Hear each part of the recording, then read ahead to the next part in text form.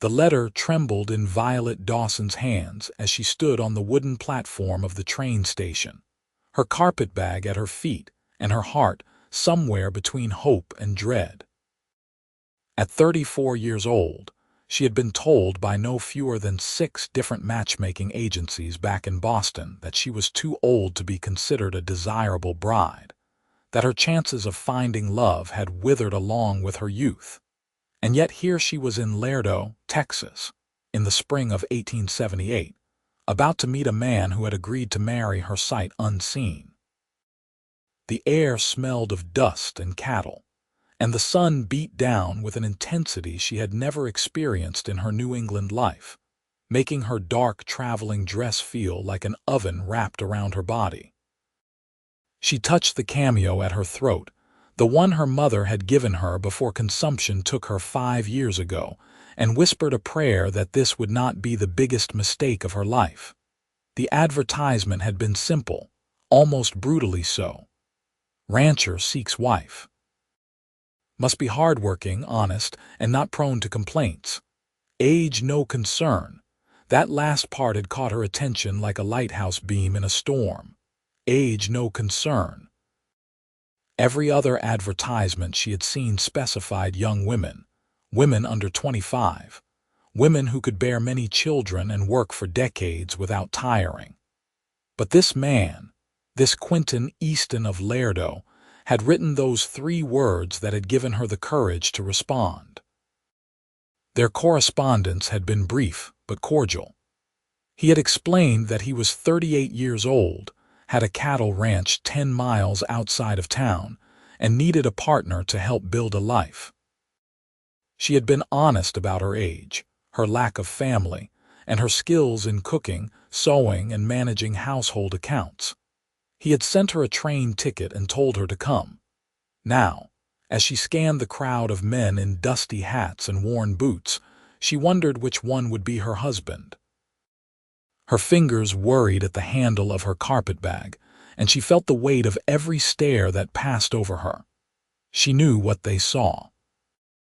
A woman past her prime, with lines beginning to form at the corners of her eyes, with dark hair that was more practical than fashionable beneath her simple bonnet, with a figure that was neither slender nor voluptuous, but simply ordinary.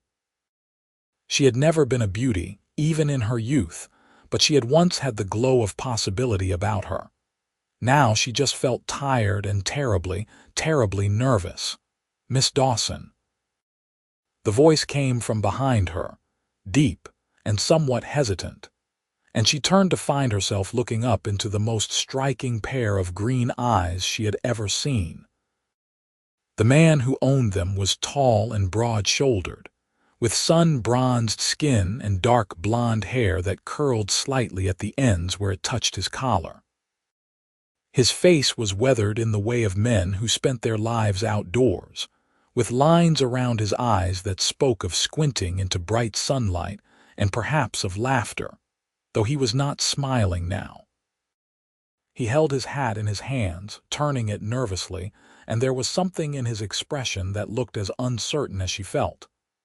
"I'm Quinton Easton, Mr. Easton," she said, trying to keep her voice steady. "Yes, I am Violet Dawson. It is a pleasure to finally meet you in person." He nodded slowly, his gaze moving over her face in a way that made her want to look down at her feet, but she forced herself to meet his eyes. She would not start this arrangement by showing weakness or shame. If he found her wanting, better to know it now before she had invested her heart in this impossible hope. "You look tired from your journey," he said finally, and there was genuine concern in his voice. "The train ride from Boston must have been difficult. I have a wagon waiting. We can get you some food and water before we head to the ranch, if you would like. Or if you prefer, the Reverend is available this afternoon to perform the ceremony, and we could stay in town tonight at the hotel before heading out tomorrow." The practicality of the statement struck her as both comforting and terrifying. This was really happening. She was about to marry a complete stranger in a strange land, and there would be no going back. She had spent nearly all of her savings on proper clothes for this new life, had severed the few remaining ties she had in Boston, and had traveled more than 2,000 miles on faith and desperation. But when she looked at Quinton Easton, she did not see cruelty in his face or calculation. She saw a man who looked as nervous as she felt, and somehow that made her feel a little less alone. "I would like to get the ceremony done today, if that is acceptable to you," she said quietly. "I do not see the point in delaying what we have both agreed to do. And then perhaps we could stay in town tonight so that we might talk and become at least somewhat acquainted before we travel to your ranch tomorrow." Something that might have been relief flickered across his face. "That sounds sensible. I have already arranged rooms at the hotel, separate rooms, until we are married. I want you to know that I am not expecting anything from you that you are not ready to give. This is a partnership first, Miss Dawson, and I hope that with time it might become something more, but there will be no pressure and no force. You have my word on that." The tightness in her chest eased slightly. She had heard stories of mail-order brides who found themselves trapped in terrible situations, with men who were cruel or drunk or violent. But there was something solid and honest about Quinton Easton that made her want to believe he was different. "Thank you, Mr. Easton. That means a great deal to me. Please call me Quinton, or Quinn if you prefer. Most folks call me Quinn." "Then you should call me Violet," she said, and for the first time since stepping off the train, she felt a small smile tug at her lips. He smiled back, and it transformed his face entirely, making him look younger and more approachable. "Violet, that is a right pretty name. It suits you." She felt heat rise to her cheeks that had nothing to do with the Texas sun, and she looked down at her carpetbag. "Shall we proceed, then?" He picked up her bag as though it weighed nothing and offered her his other arm. She placed her hand on it, feeling the solid muscle beneath the fabric of his shirt, and allowed him to lead her away from the train station and into her new life. The streets of Laredo were dusty and crowded with wagons and horses, with buildings that looked hastily constructed but sturdy enough. There were saloons and general stores, a bank and a land office, and people of all descriptions moving about their business. She saw Mexican women in colorful dresses, cowboys in chaps and spurs, businessmen in suits that looked out of place in the heat, and even a few Chinese workers unloading goods from a freight wagon. It was more diverse than Boston had been in its own way, and she found that strangely comforting. The Reverend's house was a small whitewashed building next to the church, and Quinton knocked on the door with the confidence of a man who had already made arrangements. A middle-aged man with a kind face and a clerical collar answered, and his eyes lit up when he saw them. "Mr. Easton, right on time, and this must be your bride. Come in, come in. I am Reverend Morrison, and I am delighted to help you begin your new life together." The ceremony was simple and quick, with the Reverend's wife and the town's schoolteacher serving as witnesses. Violet repeated the words that would bind her to this stranger, feeling as though she were standing outside her own body and watching someone else make this enormous decision. But when Quinton took her hand and slipped a simple gold band onto her finger, when he looked into her eyes and promised to honor and cherish her for the rest of their days, something inside her chest twisted painfully. She wanted so desperately for this to be real, for this to be the beginning of something good, and the wanting scared her more than anything else. "You may kiss your bride," Reverend Morrison said with a warm smile, and Quinton hesitated for just a moment before leaning down and pressing a gentle, chaste kiss to her lips. It was over in an instant, but Violet felt the warmth of it linger, and when she looked up at him, she saw something soft in his eyes that gave her hope. They signed the marriage certificate, and just like that, she was Mrs. Violet Easton, wife of a Texas rancher, and her old life was truly gone. Quinton paid the reverend and thanked him, and then they walked together through the dusty streets to the hotel. It was a modest establishment but clean, and the proprietor greeted Quinton like an old friend. "Congratulations on your wedding, Quinn. I have your rooms ready, just as you asked. Will you be needing both tonight, or shall I cancel one?" Quinton glanced at Violet, a question in his eyes, and she felt herself blush again. "I think we should keep both rooms for tonight," she said softly. "If that is all right with you, Quinn." "Of course," he said immediately. "Whatever makes you comfortable, Violet. There is no rush for anything." The proprietor handed them keys, and Quinton carried her bag up to one of the rooms, which was small but had a real bed with clean linens and a window that looked out over the street. He set her bag down and stood awkwardly near the door, as though unsure what to do next. "I thought we might have supper together downstairs in an hour or so, if you would like to freshen up first. Unless you are too tired, in which case I can have something sent up to your room." "Supper downstairs sounds lovely," she said. "Thank you for being so considerate, Quinn. I know this is strange for both of us." He nodded, his hat still in his hands. "It is strange, but I am glad you are here, Violet. I know we do not know each other yet, but I want you to know that I will do everything in my power to make this work. I need a wife, that is true, but I also want a partner, someone I can build a life with. I hope that is what you want too." "It is," she said, and meant it. "I came here because I was tired of being told that my life was over, that I had no value because I was not young anymore. I want a chance to be more than that, to be someone's partner and to have a home of my own. I will work hard, Quinn, and I will do my best to be a good wife to you." "I do not think you being 34 is old," he said suddenly, his voice firm. "Those people who told you that were fools. You have experience and strength, and those are worth more than youth. I wanted a woman who knew her own mind, who had lived enough to understand what she was getting into. You are just right for me, Violet.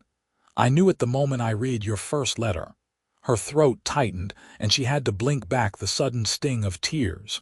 No one had ever said anything like that to her before. "Thank you," she whispered. "That means more to me than I can express." He nodded, looking pleased and embarrassed at the same time, and then he backed toward the door.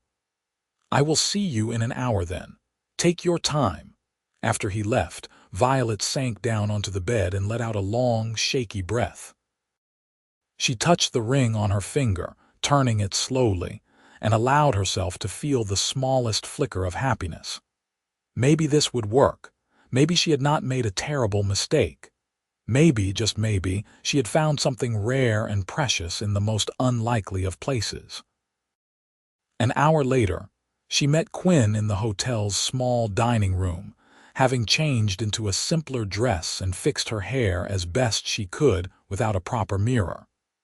He stood when she entered, and the way his eyes lit up made her feel almost pretty. They sat across from each other at a small table, and the hotel proprietor's wife brought them plates of beef stew and cornbread, along with strong coffee that was nothing like the tea she was used to, but warming nonetheless. "Tell me about your ranch," she said, wanting to know more about the life she was walking into. "What is it like?" Quinn's face became animated as he spoke, and she could see how much he loved the land. "It is not a large ranch, not like some of the big operations further west, but it is good land with water and grass for cattle. I have about 500 head right now, and I am building the herd slowly. The house is solid, built of stone and timber, with 2 bedrooms and a good kitchen. I have been living there alone for 3 years now, ever since I saved enough to buy the land and stock it. It is hard work, Violet, I will not lie to you. The days are long and the weather can be brutal. Summers are hot enough to fry eggs on a rock, and the winters can bring blue northers that freeze everything solid. but there is something about the land that gets into your blood. When you stand on your own property and watch the sun rise over the hills, knowing that you built something with your own hands, there is no feeling quite like it. She listened, fascinated by the passion in his voice. Do you have help? Other workers, I mean. I have 2 hands who work for me, Miguel and his son Carlos. They are good men, hard workers, and they live in a small bunkhouse on the property. Miguel's wife passed away a few years back, and they needed work, so it has been a good arrangement for all of us. They will be glad to have a woman's presence on the ranch again. Miguel has been telling me for months that I need a wife, that a man cannot live on burnt beans and bad coffee forever. Violet laughed, and it felt good. Well, I can promise you that I am a decent cook. I may not know much about cattle or ranching, but I can keep a house and prepare proper meals. My mother taught me well before she died. I am sorry about your mother, Quinn said gently. And your father, too. You mentioned in your letters that you had no family left. My father died when I was young, and my mother worked herself to exhaustion to keep us fed and housed. She was a seamstress and a good one, but the work was hard on her health. After she passed, I tried to continue her business, but there was too much competition and not enough money. I worked in a textile factory for a while, but the conditions were terrible, and the pay was barely enough to cover my rent and food. I knew I could not continue like that forever, so when I saw your advertisement, it felt like a sign. Quinn reached across the table and covered her hand with his, and the gesture was so unexpected and so warm that she felt tears prick at her eyes again. I am glad you answered my advertisement, Violet. I think we are going to do just fine together.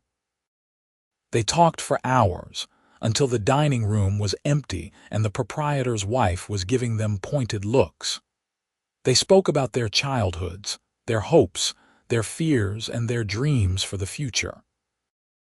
Violet learned that Quinn had grown up on a farm in Missouri, that he had lost his parents to cholera when he was 20, and that he had spent years working as a cowhand on various ranches before saving enough to buy his own land.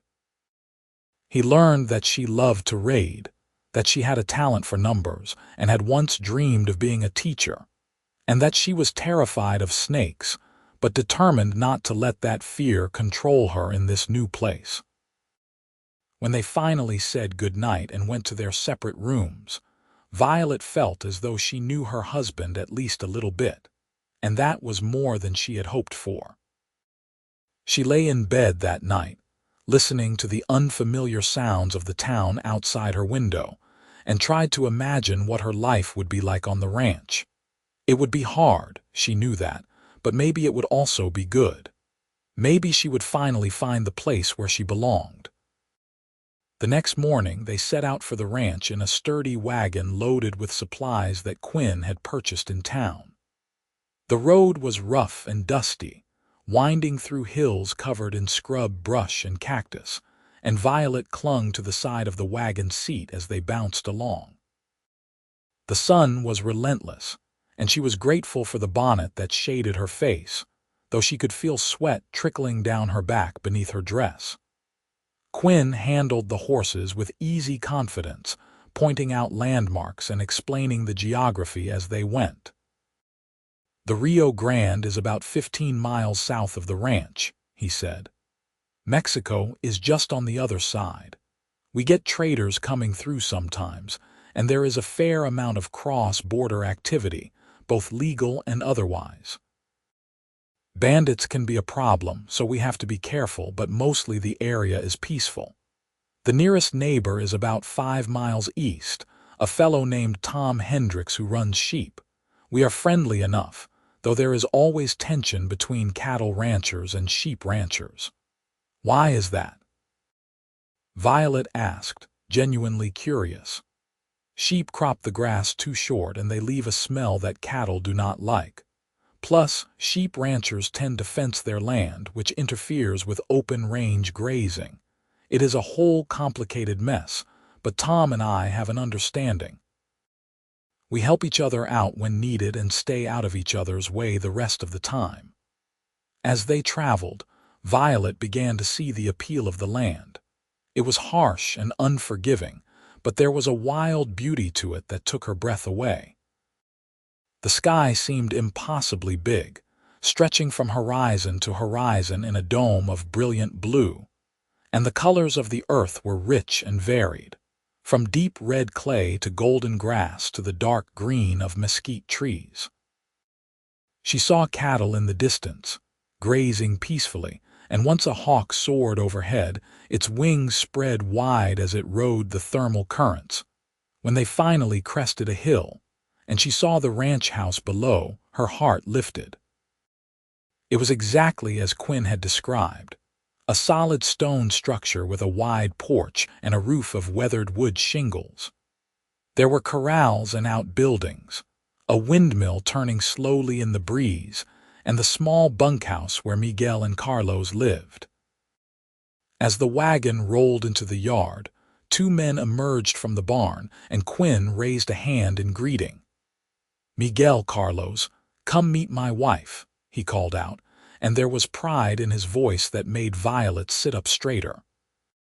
Miguel was a man in his 50s with graying hair and a weathered face that creased into a warm smile when he saw her. Carlos was younger, perhaps in his 20s, with his father's dark eyes and a shy demeanor. They both removed their hats as Quinn helped Violet down from the wagon, and Miguel stepped forward with his hand extended. "Senora Easton, it is a great pleasure to meet you. We are very happy that Quinn has finally found himself a wife. This ranch has needed a woman's touch for too long." "Thank you, Miguel," Violet said, shaking his hand firmly. "I am happy to be here and I hope I can be useful. I have much to learn about ranch life." "You will learn quickly, I think," Miguel said with a knowing look. "And we will help you. Carlos and I are at your service." Carlos nodded, still too shy to speak, but his smile was genuine. Quinn showed them the supplies in the wagon, and the two men began unloading while Quinn led Violet toward the house. Her legs were shaky from the long ride, and her dress was covered in dust, but she barely noticed. She was too busy taking in every detail of what would now be her home. The inside of the house was simple but well constructed, with a large main room that served as both kitchen and living area, a fireplace built of river rock, and furniture that was sturdy if not elegant. There were two doorways leading to bedrooms, and Quinn gestured to the larger one. "I thought you might want this room. It has more space and a better window. I can take the smaller one." "Quinn, this is your house," she protested. "I cannot take your room." "It is our house now," he said gently. "And I want you to be comfortable. Besides, the other room is fine for me. I do not need much space." She looked around the room, taking in the large bed with its simple quilt, the dresser with a cracked mirror, and the window that looked out over the hills. It was more than she had expected, more than she had dared to hope for. "Thank you," she said softly, "for everything, for giving me this chance." "You do not need to thank me, Violet. We are partners in this. Now I imagine you want to clean up after that dusty ride. There is a pump out back for water, and I can heat some for you on the stove if you would like a proper wash. Take your time getting settled. Miguel and I need to check on the cattle this afternoon, but Carlos will be around if you need anything." True to his word, Quinn heated water for her and left her to wash and change in privacy. Violet stripped off her dusty clothes and scrubbed herself clean, marveling at how different this life was from what she had known. In Boston, she had lived in a cramped boarding house with thin walls and shared facilities. Here, she had space and privacy and a husband who treated her with respect. It felt almost too good to be true, and she found herself waiting for the other shoe to drop, for some terrible reality to reveal itself. But as the days passed, that moment never came. Instead, she fell into a routine that was exhausting but satisfying. She woke before dawn to make breakfast for Quinn, Miguel, and Carlos, learning to cook on the wood-burning stove and to make the strong coffee that the men seemed to live on. She cleaned the house, mended clothes, and began to plant a vegetable garden near the house with seeds that Quinn had bought in town. Miguel's wife had apparently kept a garden in that spot, and the soil was still good. She weeded and watered and coaxed tiny green shoots from the earth, and the work made her feel connected to the land in a way she had never experienced. Quinn was patient with her, teaching her about the ranch and the rhythms of cattle raising. He showed her how to recognize the brands on their cattle, explained the process of roundups and drives to market, and even taught her to ride one of the gentler horses so that she could move around the property more easily. She was terrified at first, but Quinn stayed close, his hand ready to steady her, and gradually she gained confidence. The feeling of riding across the open range with the wind in her face was exhilarating, and she found herself laughing with pure joy, something she had not done in years. In the evenings, after the work was done and supper was finished, she and Quinn would sit on the porch and talk as the sun set over the hills. He told her stories about his years as a cowhand, about cattle drives and stampedes, about sleeping under the stars and eating trail food that could barely be called edible. She told him about her life in Boston, about the books she had read and the dreams she had cherished.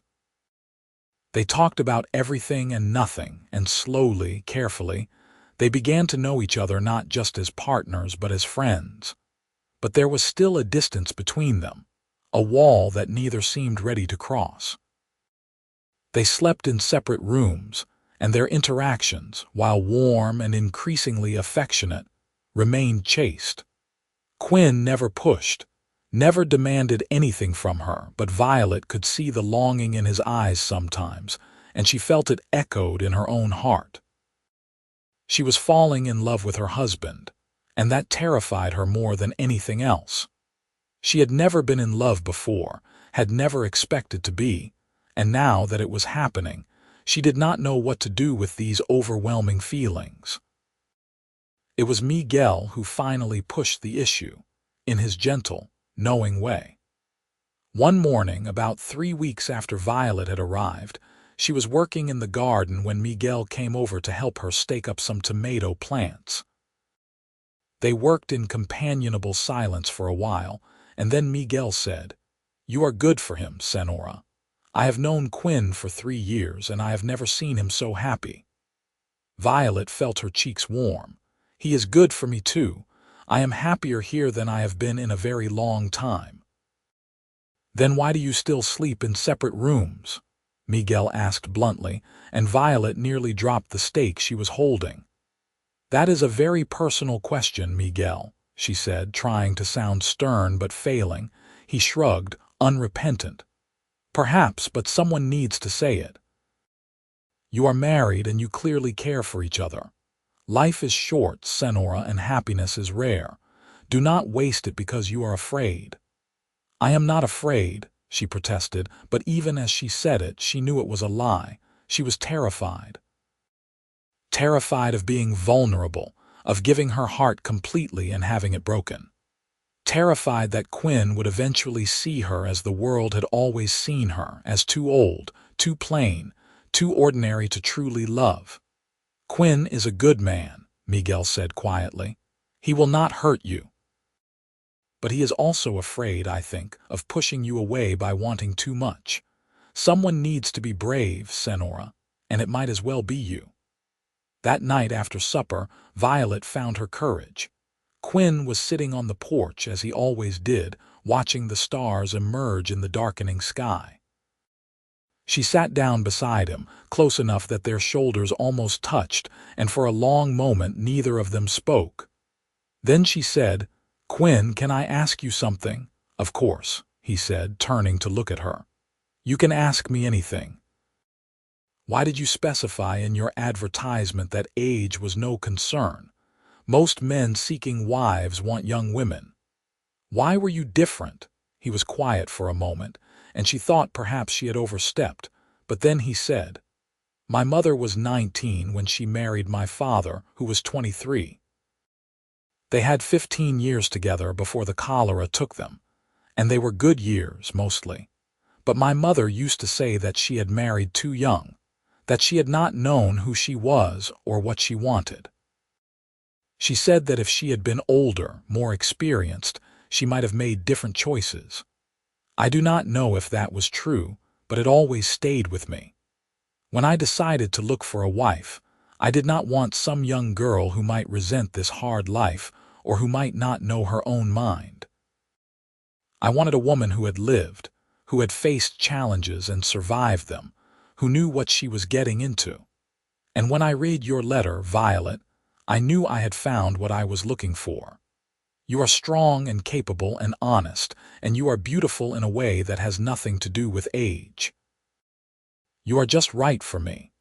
Her eyes filled with tears, and she reached for his hand, lacing her fingers through his.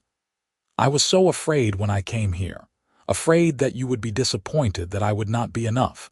But you have been so kind, so patient, and I am not afraid anymore. Or at least I am less afraid.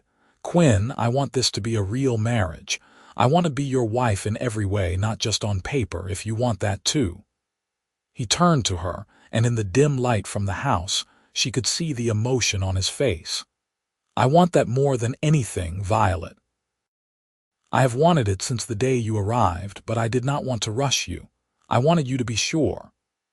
I am sure, she whispered, and then his lips were on hers, and this kiss was nothing like the chaste peck they had shared at their wedding. This was deep and passionate and full of all the longing they had both been holding back. She melted into him, her hands coming up to grip his shoulders, and she felt his arms wrap around her, pulling her close. When they finally broke apart, they were both breathless, and Quinn rested his forehead against hers. Come to bed with me, Violet, he said, his voice rough with emotion. Let me show you how much I love you. You love me, she asked, her heart racing. I've loved you for weeks now, he admitted. I just did not know how to say it, but I do, Violet, I love you. I love you too, she said, and the words felt like magic, like a door opening onto a future she had never dared to imagine. I love you so much, Quinn. He stood and pulled her to her feet, and hand in hand, they went inside. That night in the bed they finally shared, they came together with a tenderness and passion that left them both changed. Violet had never known such intimacy, such a sense of completion, and as she lay in Quinn's arms afterward, listening to his steady heartbeat, she felt as though she had finally come home. The months that followed were the happiest of Violet's life. She and Quinn fell into a deep and abiding love that grew stronger with each passing day. They worked side by side on the ranch, building their life together, and they spent their nights wrapped in each other's arms, talking and loving and simply being together. The ranch prospered under their combined efforts.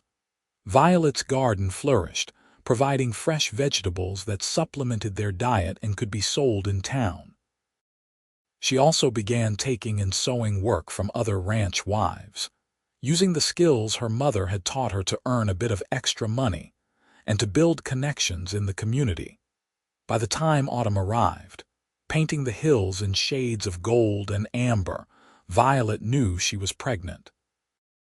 She had missed her monthly courses twice, and there was a tenderness in her breasts and a faint queasiness in the mornings that confirmed her suspicion. She waited until she was certain before telling Quinn, wanting to be sure, and when she finally spoke the words one evening as they sat together on the porch, his face lit up with such joy that she felt her own eyes fill with tears. "A baby," he said, his voice full of wonder. "We are going to have a baby. Violet, that is the best news I have ever heard." He pulled her into his arms, holding her as though she were made of glass, and she laughed through her tears. "I am not fragile, Quinn. I am just pregnant. Women have been doing this since the beginning of time." "I know, but you are my wife, and this is our child, and I am allowed to be amazed and protective," he said, kissing the top of her head. "When do you think the baby will come?" "Sometime in early May, if my calculations are correct," she said. "We will need to prepare to get things ready. I will need fabric for baby clothes, and we should set up a cradle in our room." "We will get everything you need," Quinn promised. "Whatever you want, Violet. I want you and the baby to have the best of everything."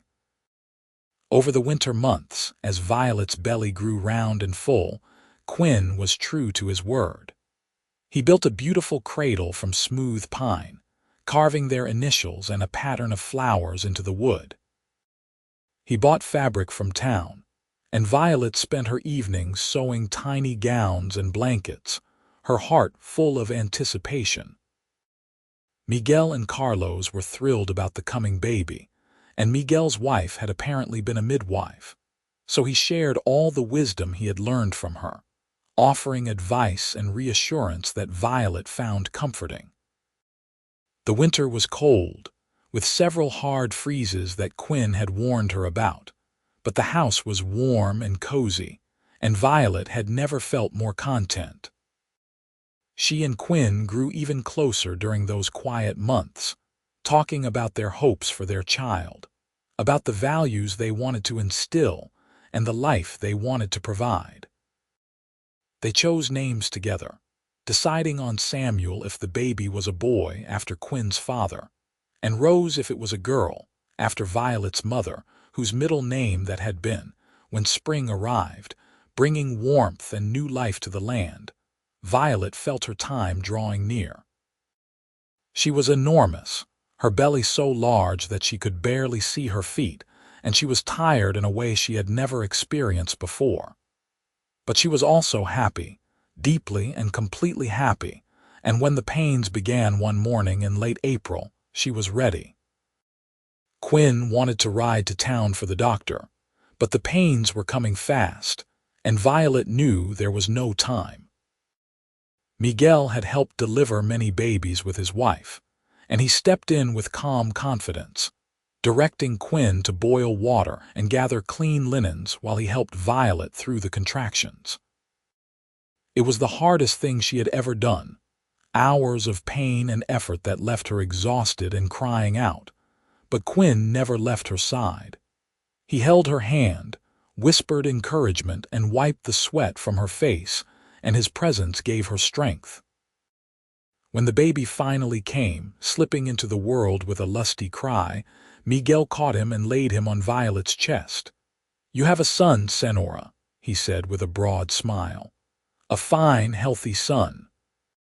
Violet looked down at the tiny, wrinkled face of her baby, at the dark hair plastered to his head, and the impossibly small fingers that waved in the air, and she felt her heart expand in a way she had not known was possible. "Hello, Samuel," she whispered, tears streaming down her face. "Hello, my beautiful boy." Quinn was crying too, unashamed as he leaned down to kiss his wife and touch his son's soft cheek. "He is perfect, Violet. You are perfect. Thank you for giving me this gift." "We made him together," she said, smiling through her exhaustion. "He is ours, Quinn. Our family." Samuel Easton was indeed a perfect baby, at least in his parents' eyes. He was healthy and strong, with his mother's dark hair and his father's green eyes, and he quickly became the center of their world. Violet had never known she could love so fiercely, that every coo and cry could affect her so deeply. Quinn was a devoted father, often carrying Samuel around the ranch in a sling Violet made, talking to him about cattle and horses, and the land as though the infant could understand. As Samuel grew from a baby to a toddler, the ranch continued to prosper. Quinn was able to expand the herd, and they hired another hand to help with the increased work. Violet's sewing business grew as well, and she became known throughout the area for her skill. She made friends among the other ranch wives, women who came to visit and to share the burdens and joys of their hard lives. She was no longer the lonely woman who had been told she was too old for love. She was Mrs. Violet Easton, wife of Quinn, mother of Samuel, and a valued member of the community. When Samuel was 2 years old, Violet discovered she was pregnant again. This time, the news was met with excitement rather than wonder, and Quinn immediately began planning to expand the house to accommodate their growing family. He added another bedroom and enlarged the kitchen, and Violet painted the new room a cheerful yellow, imagining the child who would sleep there. This pregnancy was harder than the first. Violet was older now, 37, and she felt every ache and pain more acutely. There were days when she was so tired she could barely stand, and she worried constantly that something would go wrong. But Quinn was her rock, taking on more of the household duties and caring for Samuel so that she could rest. And when the time came in the cold of January, the birth was quicker and easier than Samuel's had been. Their daughter came into the world with a soft cry, her eyes wide and curious, and Violet fell instantly in love. "Rose," she said, holding the tiny girl close. "Welcome, little Rose." Rose Easton was as different from her brother as night from day. Where Samuel was boisterous and adventurous, Rose was quiet and thoughtful. She had her father's blonde hair and her mother's dark eyes, and she seemed to take in everything with a serious, contemplative gaze. Samuel adored his little sister, and the two of them were often found playing together, Samuel chattering away while Rose listened with solemn attention. The years passed in a blur of work and love and family. Samuel grew into a strong, capable boy who wanted to be a rancher just like his father. Rose showed an early talent for drawing and spent hours sketching the animals and landscapes around the ranch. Quinn and Violet watched their children grow with pride and wonder, marveling at how their lives had turned out.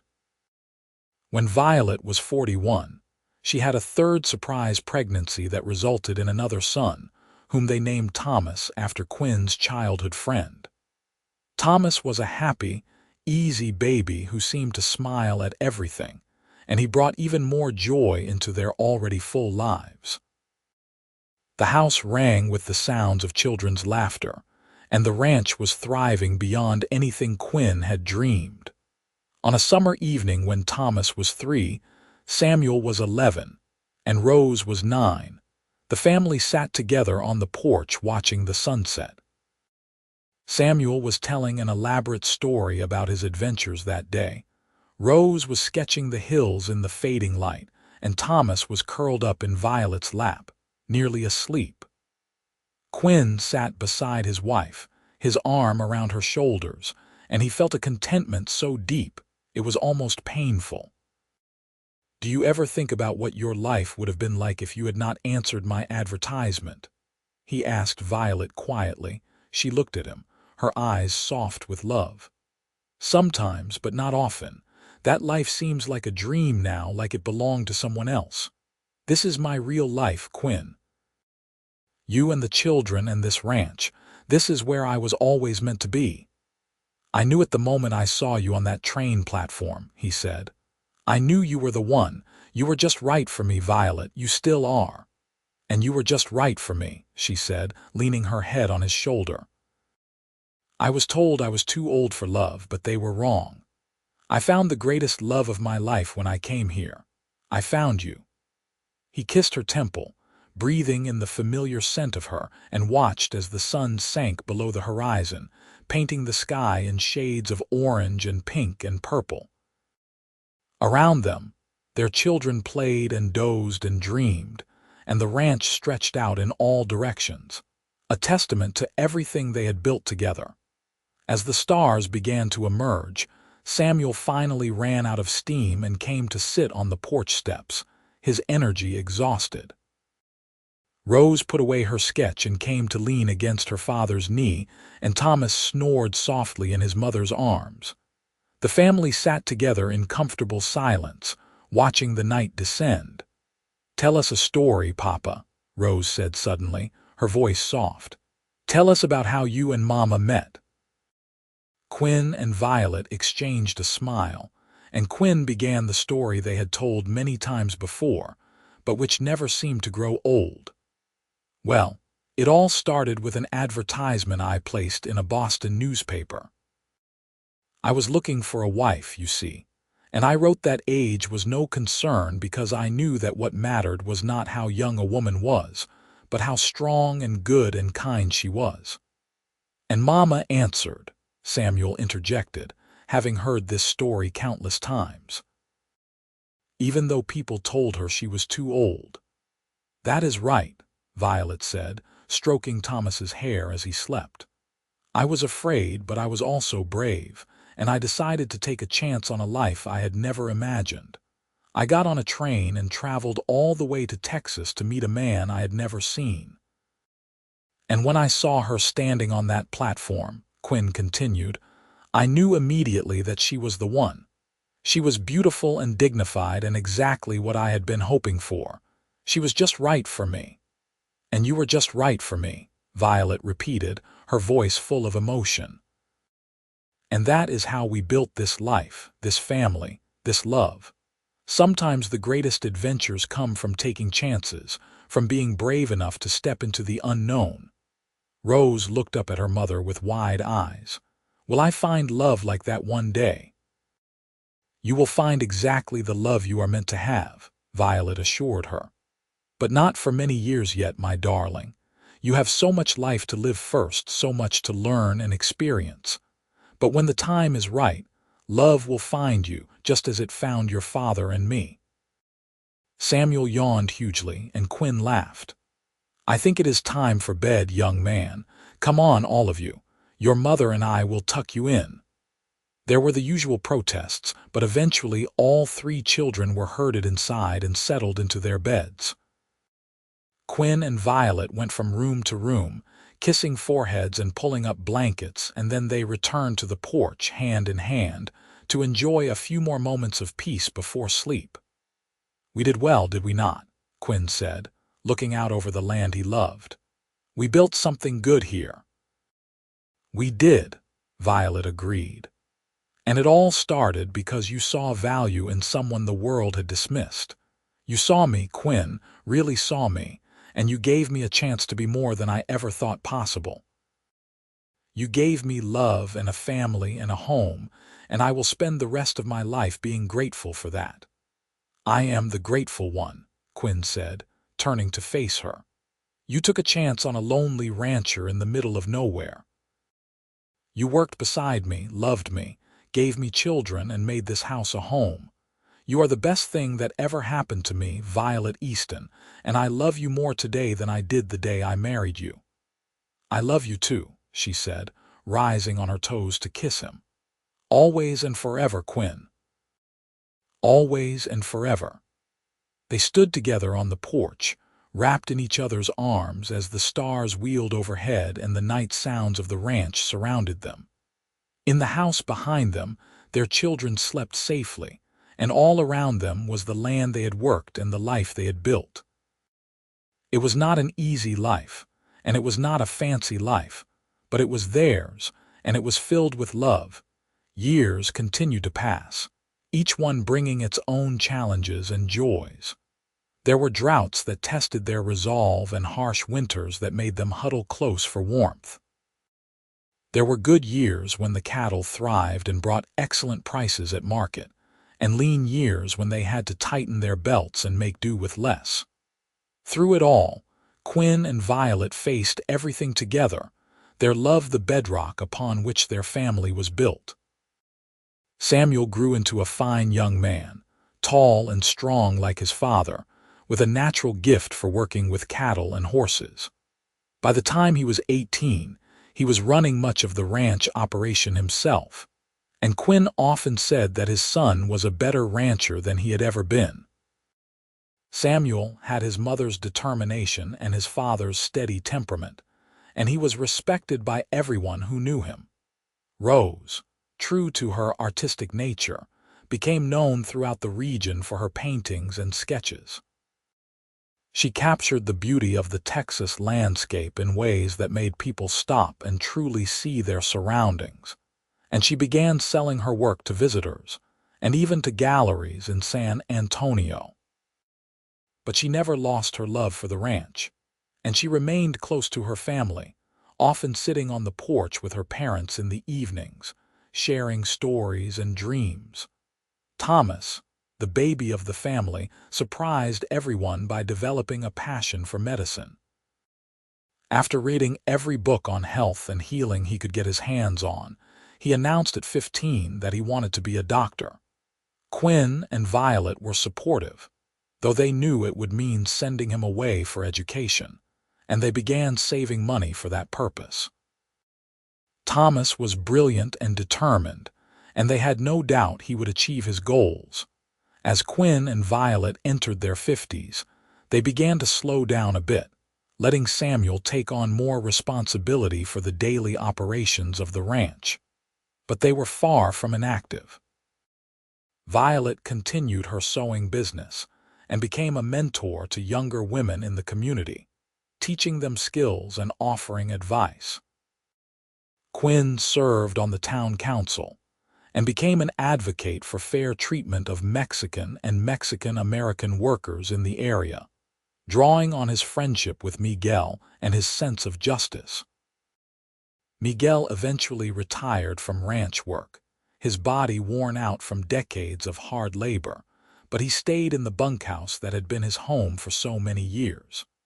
Carlos had married and moved to his own small ranch, but he visited often with his wife and children. Miguel became like a grandfather to the Easton children, sharing wisdom and stories, and he and Quinn remained close friends until Miguel's death at the age of 73.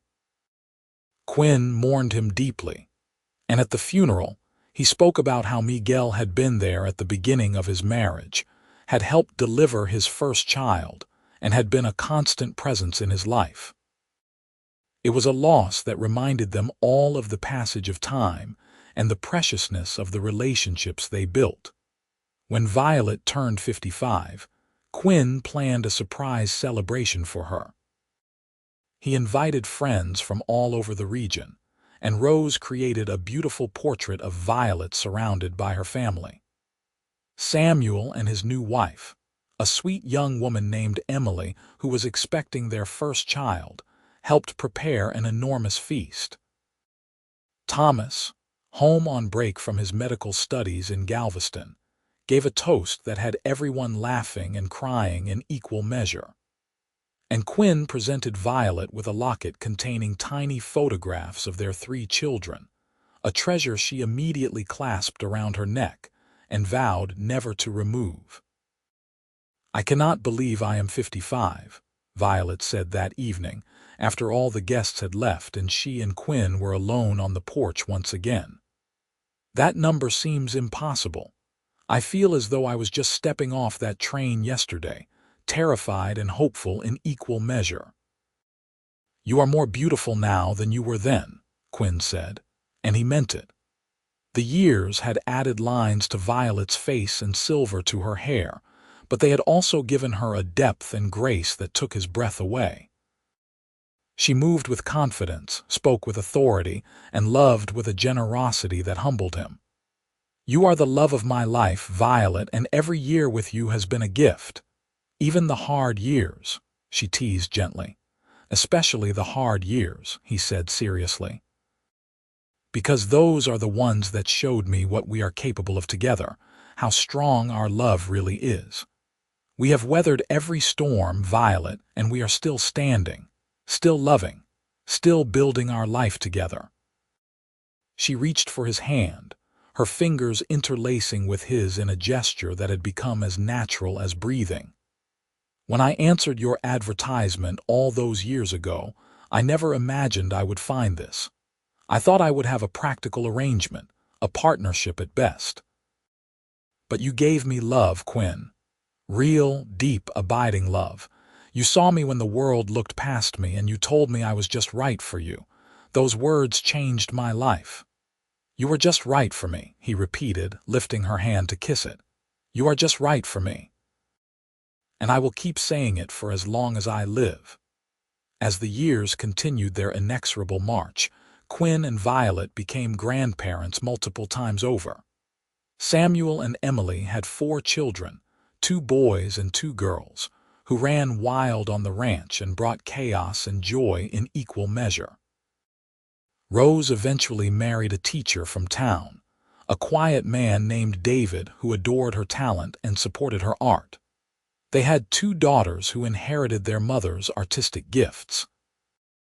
And Thomas, after completing his medical training, returned to Laredo to open a practice, where he met and married a widow with 1 son. Together, they had twin boys who showed early signs of inheriting their father's intellect. The ranch house, which had seemed so spacious when Violet first arrived, now felt cramped during family gatherings. So Quinn built an addition that included a large dining room where everyone could gather for meals. These family dinners became a cherished tradition, held every Sunday, where 3 generations would come together to eat and talk and simply be with each other. Violet presided over these gatherings with quiet joy, her heart full as she looked around the table at the family she and Quinn had created. On the occasion of their 30th wedding anniversary, the entire family gathered for a special celebration. The children and grandchildren had planned everything, and when Quinn and Violet arrived at the ranch house that day, they found it decorated with flowers and ribbons, with a banner strung across the porch that read, "30 Years of Love." There were tears and laughter, stories and toasts, and a renewal of vows that had Violet and Quinn both crying openly as they promised once again to love and cherish each other for the rest of their days. "I would marry you again in a heartbeat," Quinn said, his voice thick with emotion. "Every single day I would choose you, Violet. You are my heart, my home, my everything. And you are mine," she said, her hands cradling his weathered face. "I was told I was too old for love, but you proved them all wrong. You loved me when no one else would, and you have spent 30 years showing me that I am worthy of that love. You are the best man I have ever known, Quinton Easton, and I am honored to be your wife." They kissed then, to the cheers and applause of their family, and the celebration continued long into the night. There was music and dancing, food and drink, and stories about the past and dreams for the future. And through it all, Quinn and Violet stayed close to each other, their hands clasped, their love as strong and vibrant as it had been 3 decades earlier when they first stood before Reverend Morrison and pledged their lives to each other. As they grew older, Quinn and Violet took even more of a step back from the daily operations of the ranch, though they remained involved in major decisions. Samuel ran things with confidence and skill, and he had hired good men to help him, including Carlos's sons. The ranch was more prosperous than it had ever been, and the Easton name was respected throughout the region. But more than financial success or social standing, Quinn and Violet were proud of the values they had instilled in their children and grandchildren. The Easton family was known for their integrity, their generosity, and their willingness to help neighbors in need. When Quinn turned 70, he began to slow down noticeably.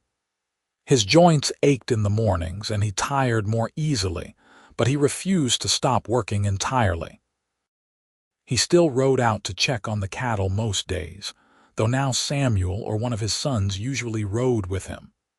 And every evening, without fail, he would sit on the porch with Violet and watch the sunset, just as they had done for decades.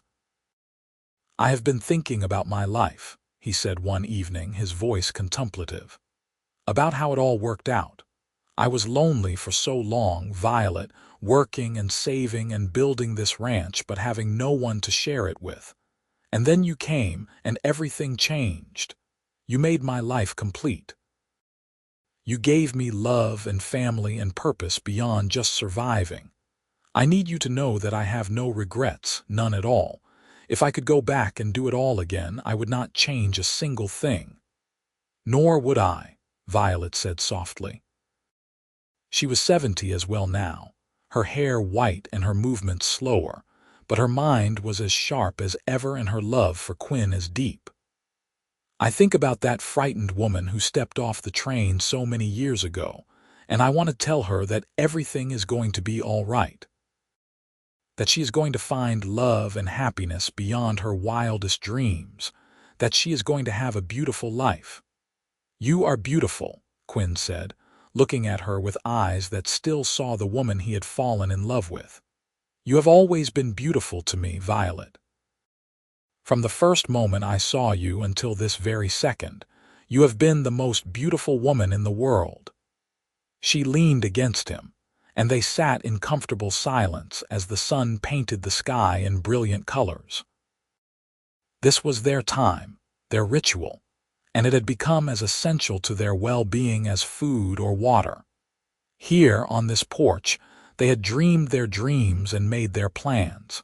Here they had celebrated joys and comforted each other through sorrows.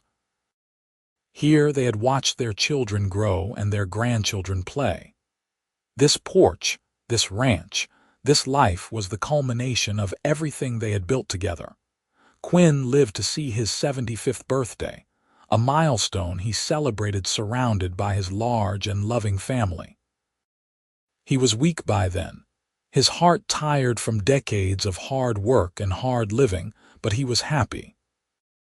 He had lived to see his grandchildren grown, to see Samuel's eldest son take a leadership role on the ranch, to see Rose's paintings displayed in galleries in Dallas and Houston, to see Thomas become one of the most respected doctors in South Texas.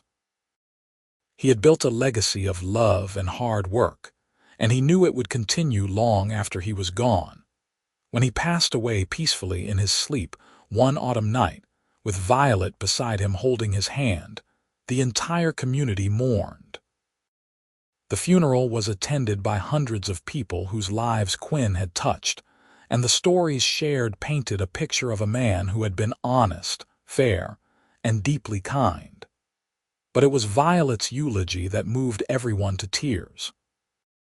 Quinton Easton was the love of my life, she said, her voice steady despite her grief. He took a chance on a woman the world had dismissed as too old, too plain, too ordinary to love. He looked at me and saw something precious, something worthy of cherishing, and he spent 40 years proving it to me. He gave me a home, a family, and a love that sustained me through every trial and celebrated every triumph. He was my partner, my friend, my husband, and my heart. And although he is gone from this earth, he will never be gone from me. He lives on in our children and grandchildren, in this ranch we built together, and in every moment of joy and love that fills this world. Quinn told me once that I was just right for him, and I want everyone here to know that he was just right for me. Perfectly, wonderfully, completely right. Violet lived for another 8 years after Quinn's death, years she filled with her family and her community. She was the matriarch of a large and thriving clan, and she took that responsibility seriously, offering wisdom and love to all who sought it. She spent time with each of her grandchildren, ensuring they knew their grandfather's stories and values. She continued her sewing and her work with the community, remaining active and engaged until her health began to fail. On a spring morning, very much like the morning so long ago when she had first arrived in Laredo, Violet passed away peacefully in her sleep. She was 83 years old and she had lived a full and beautiful life. Her family mourned her deeply, but they also celebrated the incredible legacy she had left behind. She had been a wife, a mother, a grandmother, a friend, and a pillar of the community. And she had been, above all else, deeply and completely loved. She was buried next to Quinn on a hill overlooking the ranch, where they could rest together beneath the wide Texas sky they had both loved so much. On their shared headstone, their children had inscribed not just their names and dates, but also the words that had defined their love story. She was told she was too old for love. He said, "You are just right for me." And together, they built a life of love that will echo through generations. The ranch continued to thrive under Samuel's leadership, and later under his children's stewardship. The Easton family remained a respected part of the Laredo community, known for their integrity and their commitment to the values Quinn and Violet had instilled. And on quiet evenings, when family members gathered on the porch of the old ranch house, they would tell the story of how it all began with a mail-order bride who was told she had no value, and a cowboy who saw her true worth. They would speak of courage and love, of taking chances and building dreams, and of the remarkable life that had sprung from one simple advertisement and one brave decision to answer it. The story of Quinn and Violet Easton became part of the family's mythology, passed down through generations as a reminder that love has no age limit, that courage can change destinies, and that sometimes the most beautiful things in life come from the most unexpected places. Their great-grandchildren and great-great-grandchildren would walk the land they had worked, live in the house they had built, and carry forward the legacy of love and determination they had created. And always, when the family gathered and the stories were told, someone would raise a glass and offer a toast. To Quinn and Violet, who proved that true love is ageless and that the best things in life are worth waiting for. The ranch itself stood as a living monument to their love, with every fence post and water tank, every corral and pasture representing the work of their hands and the dreams of their hearts. The garden Violet had planted on her first weeks, there still produced vegetables generations later, tended by loving hands that wanted to maintain the connection to the past. The porch where they had spent countless evenings remained a gathering place, where family members would sit and watch the sunset just as Quinn and Violet had done, feeling their presence in the warm breeze and the fading light. And so the story came full circle, from a frightened woman on a train platform to a legacy that would endure for generations. Violet Dawson had been told she was too old for love, but Quinn Easton had seen the truth. She had been exactly the right age, with exactly the right experience, with exactly the right strength to build the life they had created together. She had not been too old at all. She had been perfect, just as he had always told her. She had been just right.